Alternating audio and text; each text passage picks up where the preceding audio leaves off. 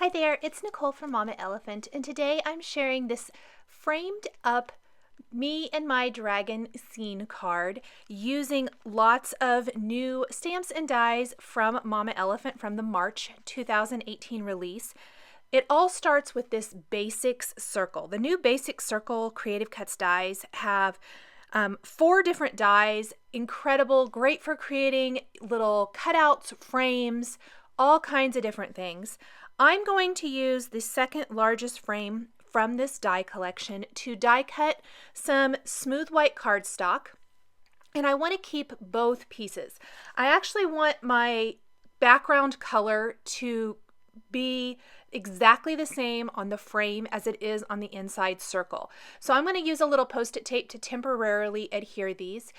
I like to do this after I've die cut because it gives me a good idea where the ink is going to fall within the die cut design. I am using this dragon that I previously colored. I actually haven't used it on a card yet. It didn't really work with my last Me and My Dragon card. This is exactly the color I want to use for this card, but I wanted to use a different dragon than I used on my last card, so that little guy is still sitting there waiting for a card. I will be sharing something, probably not a complete video or anything like that, but I will be putting him on a card and sharing that on social media probably sometime this week. You can expect to see that. Once these two pieces, the frame and the inside circle, are temporarily adhered, I am using Peacock Feathers Distress Oxide ink to color in my panel to get an ombre effect from dark at the top to light at the bottom. Very much lightening up as I get down towards the bottom. I'm going to go back and darken up just a little bit further down than what I originally started. I've mentioned before, but when I'm using smooth white cardstock like Neenah, which is what I'm using here, the 110-pound weight Neenah cardstock, regular distress ink tends to be super blotchy and doesn't turn out very well. If you use Distress Oxide inks, much more forgiving. I'm even spritzing this with water from a distress sprayer to create kind of a dreamy looking distressed background. And then I'm going to set this aside to completely dry while I stamp and color in the images from Me and My Dragon.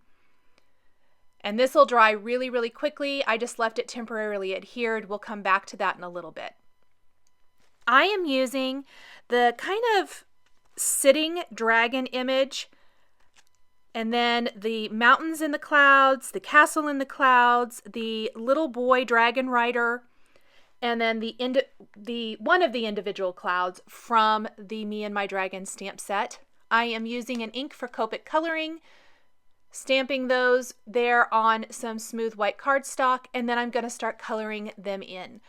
Down the left side of the screen, I've listed the colors I'm using to color in my images so that if you ever wonder exactly what Copic colors, or if I'm using zig markers, whatever it might be, even when I am using colored pencils, I generally try to list the colors or the product number that I'm using so that it's easy to follow along, especially if you have the same supplies. This is my current favorite color combination for dragons. I was a little bummed that my other dragon, I love how that card turned out. I don't want to downplay that. And I love that color combination, but this is my current favorite for the dragons. I think that the kind of beautiful green and the yellow reds look so awesome together. So from the bottom of the wings kind of pulling up, and then the belly of the dragon are YR00, or pardon me, YR30 and YR31. The Y indicates it's a yellow and the R is a red. So these are yellow reds. I love these two colors. I think they are fantastic. It really just kind of depends on what I'm coloring, whether I go with a just pure yellow marker as opposed to a yellow red, but I think these in particular look awesome with these green colors. I kind of think these are minty green colors, and I have really been loving using these lately. This is G0000002 and 17.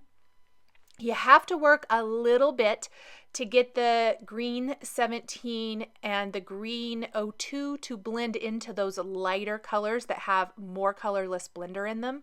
And you'll see that as I start coloring. I left this pretty slow today, just so you could see the coloring of the dragon. I've had a lot of people ask about this particular, well, the dragon I showed earlier, but it's the same color combination. I've had a lot of people ask about that and really like that color combination. So I thought I'd kind of leave in the slower coloring today in case anybody really wants to see. It is still sped up a little bit, but a little bit in more real time how long it took to color. This card came together fast. For me, it's generally an hour and a half to 2 hours for a card, I would say, for the most part. Not every card. This card, 45 minutes. I was pretty thrilled. It was very fast. The background scene was pretty simple. Just some inking and easy die cutting, stamping a quick greeting, and then the coloring of the images. So it was really fast. The coloring is by far the most time-consuming part of this particular card. But I really think it's worth it, and I love how these colors work together for this dragon. So I'm going to go in and I'm going to really saturate my paper with those markers that have more of the colorless blender. So that's going to be G000 and G00, especially G00. More of the G000 is in the wings of the dragon where they're a little bit lighter. Most of the dragon is going to be those other 3 green colors. And you can see the more you saturate the paper, the more those colors are going to work together a little bit better. His spots are going to be YR31. Insides of the ears are 00, a little bit of pink there, even a little pink on the cheeks if you want. I'll probably come back to that here in a little bit because I did add that. And then I just kept kind of working on those wings. I like that blend from green to yellow on the wings.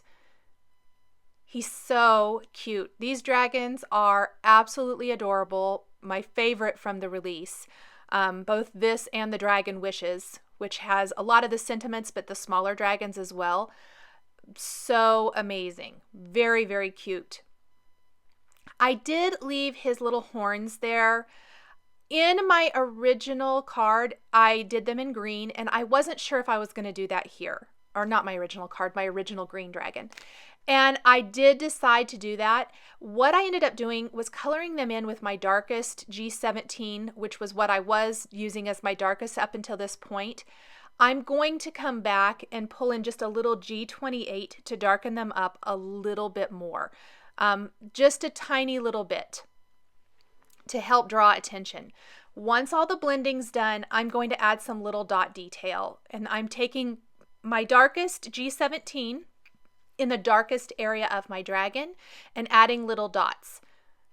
This is going to really add texture and give kind of the look of scales.